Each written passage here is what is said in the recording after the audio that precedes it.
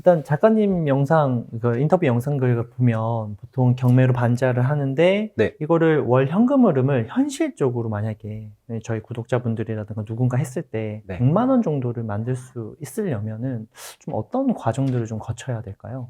제가 선입관이 있을지는 모르겠는데 아파트에 관해서는 저는 그렇게 경매가 매력이 있을까라는 생각이 조금 있어요. 근데 빌라는 확실히 일반 매매보다는 경매가 유리한 거는 꽤 있어요. 특히 대출 때문에 그렇거든요. 네. 빌라 같은 경우는 결국에 대출이 나오려면 감정가를 잘 받아야 되는데 일반 감정, 그러니까 일반 매매에서 빌라를 구매했을 때는 은행에서 일반 감정을 했을 때 시세보다 훨씬 낮게 감정을 해줘서 대출에서 굉장히 불리하다는 생각은 갖고 있어요. 근데 경매에는 보통 감정가가 성향이 조금 채무를 갚기 위한 과정이다 보니까 일반 감정가보다는 경매 감정이 조금 더 높아요. 그래서 이 경매 감정가를 은행에서도 인정을 해주기 때문에 공인된 감정기관에서 감정평가를 했기 때문에 당연히 은행에서도 이 감정가를 인용을 해줘서 대출에서 되게 유리할 수 있는 면이 저는 경매의 장점이라고 좀 생각을 네. 갖고 있거든요. 특히 오래된 빌라랑 그 경매랑은 궁합은 되게 좋은 것 같아요.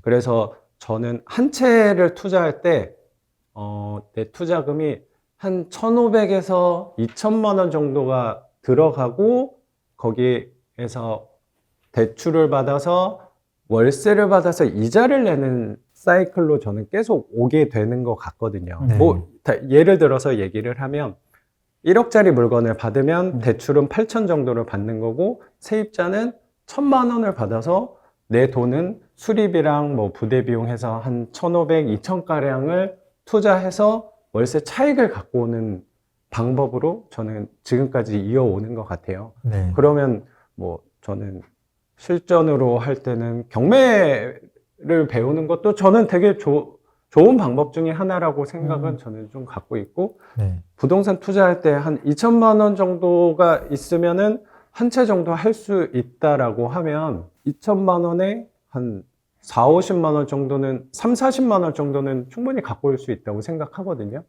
그러면은 뭐 월세 100만 원 만드는 거는 뭐 일반 회사원 입장에서 그렇게 어려운 일은 아니지 않을까라는 생각도 좀 갖고 있습니다. 그러면 이거를 한 1억 정도 하는 거를 그냥 받았다고 가정했을 때 대출은 지금 간평을 좀 잘 받아서 네. 8천까지 받고 네. 내 돈은 한 2천만 원 정도는 넣고 네. 그다음에 보증금 받은 것들은 수리비 조금 쓴다고 보고 맞습니다. 그 실질적인 투자 금액은 이제 2천만 원이 되는 거죠. 그렇죠? 네네. 그리고 대출 이자를 조금 제외하고 지금 30에서 40만 원 정도를 좀 만드는 게 이제 요 사이클이죠. 맞습니다. 그렇게 하면 이제 일반인들도 한 2천만 원을 가지고 한 3채 정도를 만약에 투자를 한다면 네. 한 6, 7천 정도의 돈을 넣어서 100만 원을 완성할 수 있을 거다. 지금 이거잖아요. 맞습니다. 여기에서 특히- 아까 8천만 원에 대한 대출이 이자가 얼마 나올까라고 궁금해 하실 것 같기는 해요. 네네네. 이거를 만약에 지금 정도의 금리로 6, 7%로 만약에 8천을 계산해 주면 그러면 한 6% 정도 했을 때 40만 원 정도 나오긴 하면 네네. 그러면 이거를 3, 40만 원 남겨 먹으려면 월세를 그래도 한 70 정도 받으면 네네. 딱 맞겠다, 그렇죠? 8천을 대출을 받았다는 거는 한 1억 선의 물건을 낙찰을 받은 거니까 네. 1억 선에서 70만 원 정도 월세는 충분히 받을 수 있어요. 빌라에서는. 그게 제일 중요한 포인트죠, 네. 사실은. 그거를 그리고- 이제 구독자분들 모를 수 있거든요. 맞아요. 1억짜리에서 정말 월세가 7, 80이 나와? 이렇게 맞아요. 물을 것 같아서 한 번 더 네네네. 여쭤봤어요. 그러니까 감정가 1억이 네. 아니고 낙찰가 기준으로 한 1억 네. 정도면은 충분히 음. 그 정도 물건은 저는 아. 꽤 많다고 생각은 들어요. 낙찰가 기준이니까. 맞습니다. 그것도 네. 헷갈리면 안 되겠네요. 맞습니다.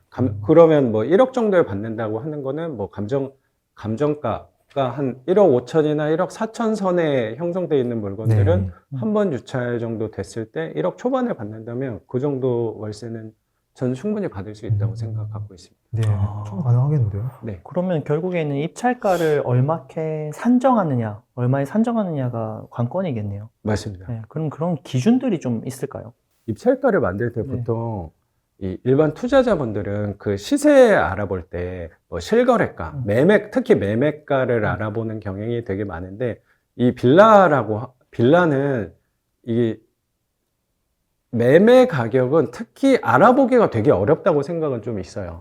그리고 빌라가 뭐 근처에 있는 빌라라고 하더라도 다르죠. 그 연식하고 모양하고 구조하고 그런 거예요. 다 다르기 때문에, 그리고 어떤 반장님이 관리를 하고 있느냐에 따라서도 천차만별이기 때문에 그 빌라는 시세가 존재하지 않는다라는 걸 저는 받아들이는 게 첫 번째라고 생각을 들어요. 네. 그러면 도대체 시세를, 입찰가를 어떻게 만들어야 될까는 저는 반대로 월세는 분명히 정해져 있거든요. 네. 그 지역의 평수와 방 개수와 연식, 엘리베이터 유무, 주차장 유무에 따라서 어느 정도 형성된 월세가 분명히 있을 거예요. 네. 그러면 아까 말씀드렸듯이 뭐 1000에 70 정도 받는 부동산에 입찰가를 넣고 그러면 대출 1억에 대출 8천만 원 받고 그 이자를 산정을 했을 때 그 차입금이 그러면 수익률이 얼마가 나올 거잖아요. 그거를 저는 역산을 해서 입찰가를 만들어낸 것 같아요. 그러니까 아파트 같은 경우는 시세가 너무 명확하니까 이렇게 접근하는 게 잘 맞지는 않을 건데 네. 빌라는 반대로 시세가 정해져 있지 않다 보니까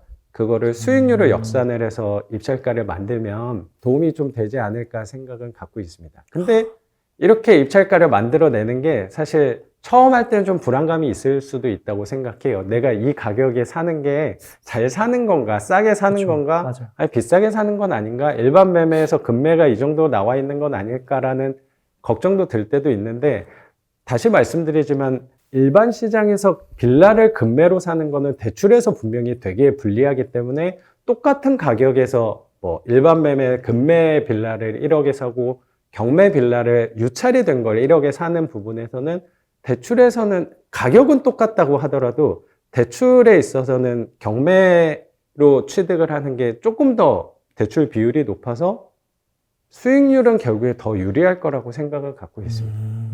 지금은 뭐 역산을 거의 그냥 기계적으로 하시겠네요. 역산해보고 이건 됐네 바로 그냥 선택하실 것 같은데요. 사실 요새는 계산 자체도 거의 안 하는 것 같아요. 유찰이 그냥 되면은 그 뭐 70%든 49%든 그 최저가 선에서 저는 그냥 꾸준히 입찰을 계속 하고 있는 것 같아요. 그러면 네. 요 가격대는 월세가 어느 정도만 받쳐주면 수익률은 이거 이상은 나오겠다라는 제 나름의 감도 조금 생긴 것 같아요. 10년 정도 하셨으니까. 그래서 저는 그런 에너지를 최대한 아끼려고 노력을 또 하다 보니까 네. 저는 또 입찰을 항상 싼 가격에 입찰을 하다 보니까 폐찰하는 경우가 훨씬 많아서 그런 시세 조사나 어쩌면 월세 조사 같은 게 예전보다는 조금 덜한 경향은 있는 것 같아요. 그냥 저의 목적은 첫 번째가 좀 저렴하게 사는 게 목적이다 보니까 최대한 입찰을 많이 가서 확률을 높인다. 최저가로 입찰을 해서 확률을 좀 높인다라는 관점으로 저는 꾸준히 오는 것 같아요. 그것도 어차피 꾸준히 하다 보면 결국은 나한테 좋은 건 올 게 뻔하니까. 그거를 이 앞에 맞습니다. 거랑 똑같네요. 맞습니다. 보유 그냥 전략, 입자 전략. 저렴한 가격으로 입찰을 하다 보면 그렇게 시세에 예민하게 내가 조사를 하지 않아도 뭐 혹시 모르는 뭐 수리비나 명도비가 조금 더 들더라도 그게 다 감안이 된다는 생각도 조금 갖고 있어요. 실제 그 입찰을 하기 위해서 그 물건들을 다 돌아보러 가시나요? 어때요? 보는 거는 정확히 꼭 가야 된다고 생각은 있어요. 그래요? 제가 새 빌라를 한다 그러면 그런 현장 조사에서는 조금 소홀히 해도 될 거라고 생각은 드는데 네. 뭐 빨간벽돌 빌라도 저는 다루고 한 90년대 후반 2000년대 초 빌라까지도 하다 보니까 사실 그 컨디션 자체가 관리가 안 돼서 뭐 하자나 수리비가 꽤 들어가는 경우가 있으니까 당연히 임장은 꾸준히 하고 있습니다. 네. 근데 그 임장에서 뭐 일반적으로 부동산을 조사하시는 분들이 하는 뭐 부동산을 5군데에서 10군데를 간다거나 특히 뭐 인터넷 조사를 꼼꼼히 한다거나 하는 부분은 옛날보다는 확실히 덜 하긴 해요. 근데 이거는 저한테는 되게 자연스러운 과정이었던 게 저는 최저가로 입찰을 되게 많이 하다 보니까 폐차라는 확률이 되게 높잖아요. 그러면 걷다가 조사하는데 에너지를 너무 많이 쓰다 보면 제가 지친다는 생각도 들어서 그 에너지를 대신 아끼고 입찰에다가 저는 에너지를 좀 쓰겠다라는 관점으로 꾸준히 오고 있는 것 같습니다. 괜찮네요. 보통 물건을 이렇게 고르실 때, 네. 이거는 정말 그냥 보지도 않고 그냥 거르는 물건들이 있을 것 같아요, 이제는. 그런 맞아요. 물건들은 어떤 특징들이 좀 있을까요? 그것도 아까 말씀드린 부분이랑 좀 연관이 되는 것 같은데 예전에는 싸면 무조건 한 부분이 있었어요. 근데 아. 유찰이 특히 뭐 서울 같은 경우에 한 번 유찰되면 20% 유찰되니까 3번 유찰됐다. 이런 물건은 집이 아무리 썩고 낡았어도 내가 하겠다라고 또 더 젊었으니까 그 의지가 되게 있었던 것 같은데 요새는 관리 측면을 생각하다 보니까 네. 물건이 많아져서 요새는 너무 오래된 집은 저는 잘 하진 않아요. 아. 그리고 뭐 저도 수업을 하면서 교육생분들한테 좀 연세가 있으신 분들한테는 특히 90년대, 80년대 후반에서 90년대 초 빌라는 하지 말라 그래요. 사실 그거는 개발하시는 분들은 되게 좋아하는 빌라라고 생각도 드는데 월세 관점이랑은 생각보다 잘 안 맞아요. 특히 저도 10년 동안 하면서 월세가 변하는 것들을 조금 봤잖아요. 그리고 최근에 한 2년 전부터 월세가 되게 많이 올랐는데 심지어 반지하까지도 월세가 되게 많이 올랐는데 오래된 반지하는 월세가 거의 안 올랐어요. 오래된 반지하고 연식이 아까 말씀드린 90년대 초에서 80년대 후반 그 빌라랑 평수가 되게 작은 것들은 월세가 많이 오르지 않아서 그런 부동산은 저는 이제는 하진 않아요. 그러면 도대체 연식을 어디서 어디까지 좀 많이 검토를 하나요? 제일 이상적인 부동산은 제가 생각할 때는 90년 한 후반에서 2000년 초가 아. 되게 좋아요. 우리한텐. 왜냐면 또 거기보다 연식이 더 좋으면 당연히 좋겠지만 거기는 또 생각보다 사람이 많아요. 근데 한 90년도 후반에서 2000년도 초 빌라 같은 경우는 인테리어 비용을 또 쓰는 만큼 바뀌고 이쁘게. 맞습니다. 그래서 이 임대료 효율도 확실히 많이 올릴 수 있다고 생각도 들어요. 보통 이렇게 많은 물건을 이제 관리하시잖아요. 네. 그러면은 뭐 정말 저번에 다른 영상에서 봤었는데 화장실을 막 이렇게 고개 숙여서 들어가시고 맞습니다. 그러더라고요. 그런 집은 안 해요. 이제. 그렇게 예기치 못한 네. 약간 변수들, 뭐 그런 것들이 문제들 같은 것들이 생길 것 같은데 네. 뭐 어떤 혹시라도 비하인드 스토리 같은 거 좀 있을까요? 그 수기고 화장실에 들어가야 했던 그 빌라가 저한테는 가장 큰 실패 사례라고 생각도 들어요. 그러니까 아까 말씀드렸듯이 그런 저도 여러 가지 물건을 좋은 물건도 해보고 좋지 않은 물건도 해보면서 제가 내린 결론이 갖고 있으면서 손이 덜 가는 물건을 해야겠구나라고 정확히 알려준 부동산이 국대님 말씀하신 그 부동산이라고 그 반지하라고 생각하거든요. 그 반지하 같은 경우는 20번째 물건인가 21번째 물건 입찰했을 때였어요. 근데 아까 말씀드렸듯이 유찰이 한 번, 두 번, 세 번 감정가 대비 52%에 있었던 부동산이었거든요. 서울 그것도 수유동에 있었던 반지하 빌라인데 현관에 막 물이 찰랑찰랑 하고 있어서 그때 되게 자만했던 것 같아요. 저 개인적으로는. 처음에는 아마 투자하시는 분들이 실수하기가 되게 저는 오히려 어렵다고 생각하는데 한 10개, 20개 정도 했다. 내가 반지하를 이만큼 했다. 그럼 그때 되게 자신감도 생기고 그 물건에 대해서 저는 자만하게 되는 경향도 생길 수도 있다고 생각해요. 제가 딱 그때 자만했던 것 같아요. 되게 위험했던 시기라고 생각도 드는데 이 물건은 나밖에 못하겠다라는 이 오만한 생각을 그때 했던 것 같아요.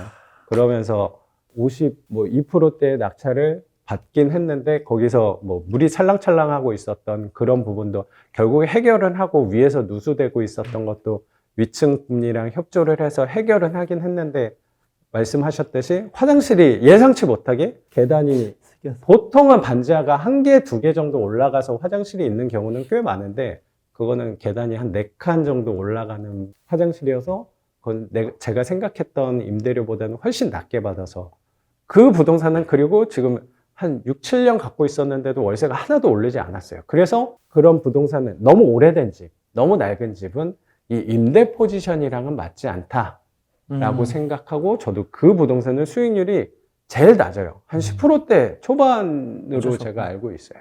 그래서 걔는 내가 집을 산 게 아니고 땅을 산 거다라는 위안을 좀 하고 있습니다. 왜냐면 그 땅을 그 가격에 제가 한 5천만 원인가 6천만 원 정도에 8평 정도를 산 거니까 그럼 땅 가격, 대지 가격만 하더라도 훨씬 저렴하게 산 게 아닐까라고 생각을 좀 갖고 있어요. 근데 이 물건이 진짜 좀 구체적으로 뭐 어떻게 괴롭힌 거예요? 그냥 물만 좀 누수만 있었다고만 느껴지는데 사실 네네. 얼핏 들었을 때는 네네. 실질적으로는 좀 더 어려움이 있었지 않나요? 이 물건 안에서. 맞습니다. 그걸 조금 더 들려주시면 좋을 것 같아요. 그런 안 좋은 생각까지도 많이 했어요. 이거는 내가 감당을 못할 것 같으니까 친구를 세입자로 받아서 경매로 그냥 날려버릴까, 넘겨버릴까, 뭐 그런 생각까지도 했는데, 왜 그랬냐면 너무 집이 오래돼서 벽에 여름 때 비가 많이 오고 이러면 물이 그냥 이렇게 새는 집이었어요. 벽에 전체적으로 물이 이렇게 스며드는 집이어서. 근데 그 집을 하면서 또 많이 배웠던 것 중에 하나가, 반지하 할 때 좀 조심해야 되는 집이 건물 옆쪽으로 해서 텃밭같이 해놓으신 분들이 꽤 있어요. 네. 근데 그 집이 정확히 그렇게 돼 있었는데, 그럼 비가 왔을 때 거기는 흙바닥이니까 네. 그 흙이 물을 다 먹잖아요. 아. 그래서 그 습을, 그 빗물을 이 벽 쪽으로 다 밀더라고요. 그래서 그 물이 이렇게 벽으로 이렇게 스물스물 기어 나왔던 그런 집이었는데, 그것도 제가 뭐 설비 사장님들이랑 많이 알아보니까 거기를 다 그 방수 콘크리트로 덮었더니 또 그런 일이 없어졌고, 근데 그것도 이 방수 콘크리트도 시간이 또 지나면 갈라지니까 또 크랙이 생기고 하면 또 거기서 뭐 최근에도 물이 들어오고 하니까 거기는 수리비로도 계속 주기적으로 나가니까, 아, 이런 거는 하면 안 되겠다.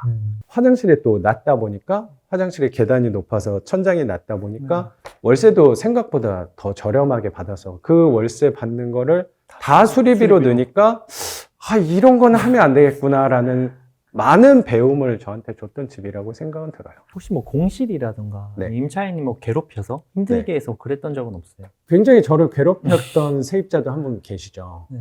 제가 갖고 있는 부동산들이 또 소득이 어느 정도 이상 되시는 분들이 거주하는 부동산이 아니고, 소득이 조금 낮은 분들이 거주를 하시다 보니까, 제가 되게 기억나는 세입자 중에 한 분이 약간 정신질환이 있으신 분이 한번 거주를 하셨어요. 근데 새벽마다 약간 이상한 소리가 잘 때마다 좀 들리셨나 봐요. 환청 같은 게.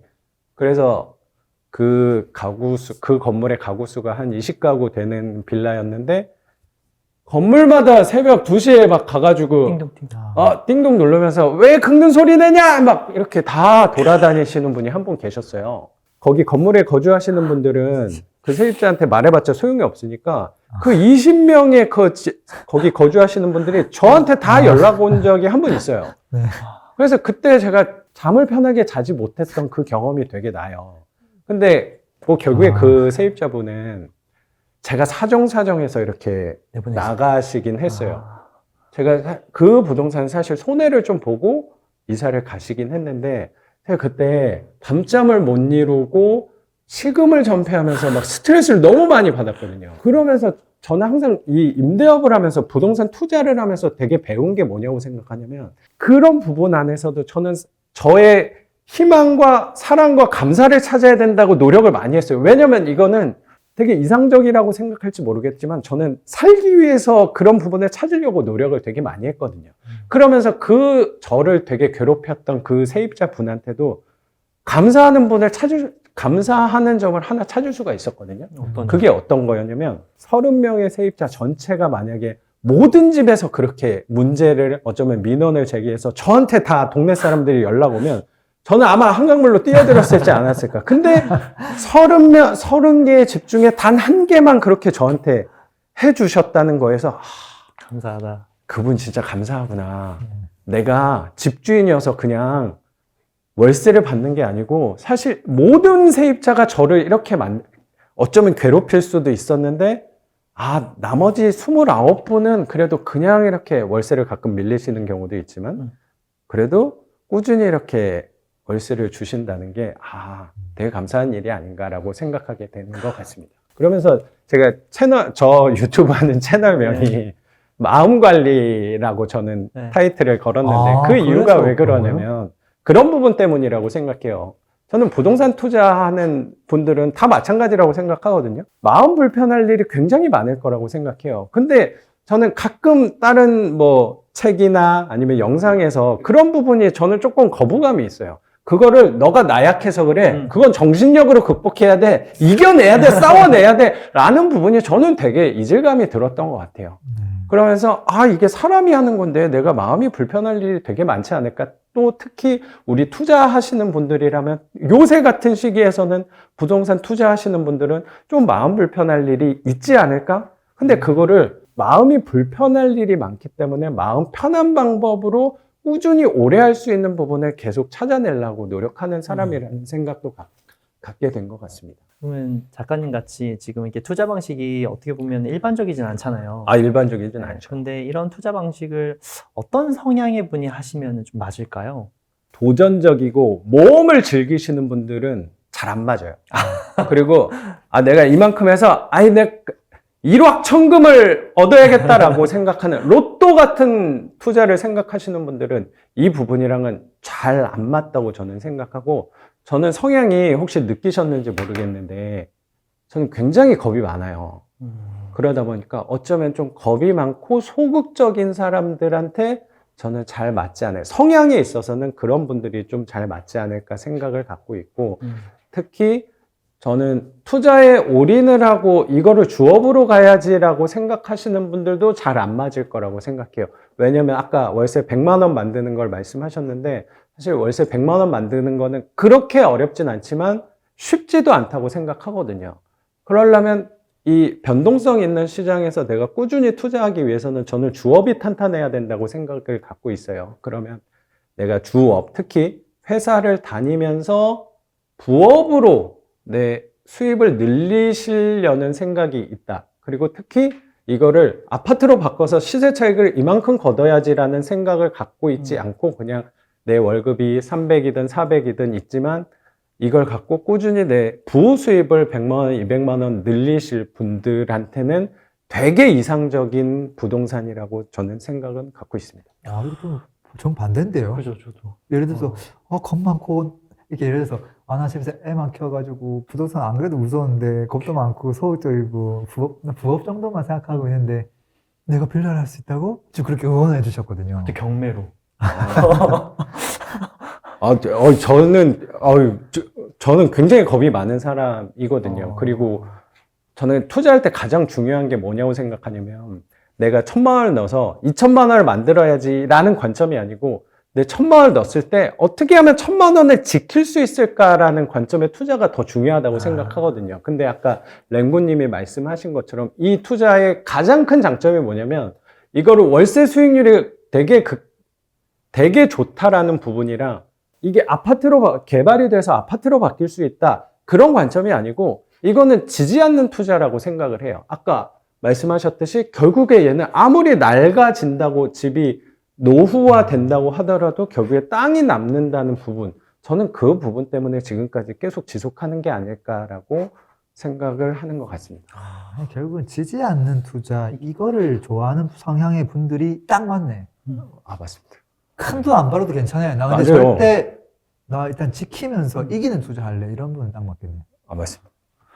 마지막으로 혹시 저희 구독자분들한테 혹시 하실 말씀 같은 거 좀 있을까요? 제가 마음 관리 부분에서 노력을 하는 사람이다 보니까 저도 과거를 이렇게 생각을 해봤어요. 투자를 시작하게 된 계기가 결국에 저도 회사 월급 체불이라는 것 때문에 시작을 했는데, 어쩌면 그 월급 체불이라는 거는 생각해보면 이 월급쟁이들한테는 끔찍한 일이라고 생각을 하거든요. 그때 당시에 제가 느꼈을 때도 정말 괴로운 일 중에 하나고, 어쩌면 남들한테는 말하기 창피한 일이라는 생각도 있었거든요. 근데 지금 돌아와 보니까 그 끔찍한 일이 저한테는 가장 행운이었다라는 생각도 되게 드는 거예요. 왜냐면 그런 일이 있지 않았으면 저는 이 부동산 투자를 꾸준히 하지 못했을 거라고 생각을 저는 갖고 있거든요. 근데 이 얘기를 왜 말씀드리냐면, 지금 분명히 투자를 하시는 분들, 특히 랭고님 채널은 이 부동산 투자하시는 분들이 많이 지켜보실 거라고 생각하는데, 지금 금리가 오르고 부동산 가격이 빠지면서 마음이 불편한 요소를 갖고 계시는 분들이 저는 굉장히 많으실 거라고 생각하거든요. 그 마음이 불편하는 게 지금은 내가 되게 괴로운 일일지 모르겠어도, 저는 그 외부의 신호에 대해서, 어쩌면 세상이 말하는 것들에 대해서 한번 귀를 기울여 봐도 좋지 않을까. 어쩌면 너가 계속 그 길로 가다가는 더 위험에 빠질 수도 있으니까 한번 멈춰서 다른 부분도 한번 생각해 보라는, 어쩌면 세상의 신호가 아닐까라는 생각도 저는 좀 갖게 된 것 같아요. 그리고 저도 과거를 한번 돌아보면 제가 되게 기분 좋고 행복할 때 제가 실력이 늘었다기보다 괴롭고 힘들고 고민하고 했을 때 제 나름대로의 실력이 상승할 수 있었다고 생각을 하거든요. 그러면 지금 마음 불편한 게 나를 괴롭히기 위한 일이라기보다 저는 분명히 다시 한번 나를 돌아볼 수 있고 투자를 하는 데 있어서도 어쩌면 빌라 뭐 돈이 되겠어. 그것도 맞아요. 저도 돈이 안 될 수도 있다고 생각해요. 근데 그런 선입관만 갖지 말고 어쩌면 투자의 종류는 사실 여러 가지가 있으니까 빌라도 한번 월세를 보는 것도 나랑 잘 맞지 않을까? 라고 생각해 볼 수 있는 기회가 이 영상에서 한번 갖고 가셨으면 한다는 생각을 갖고 있습니다.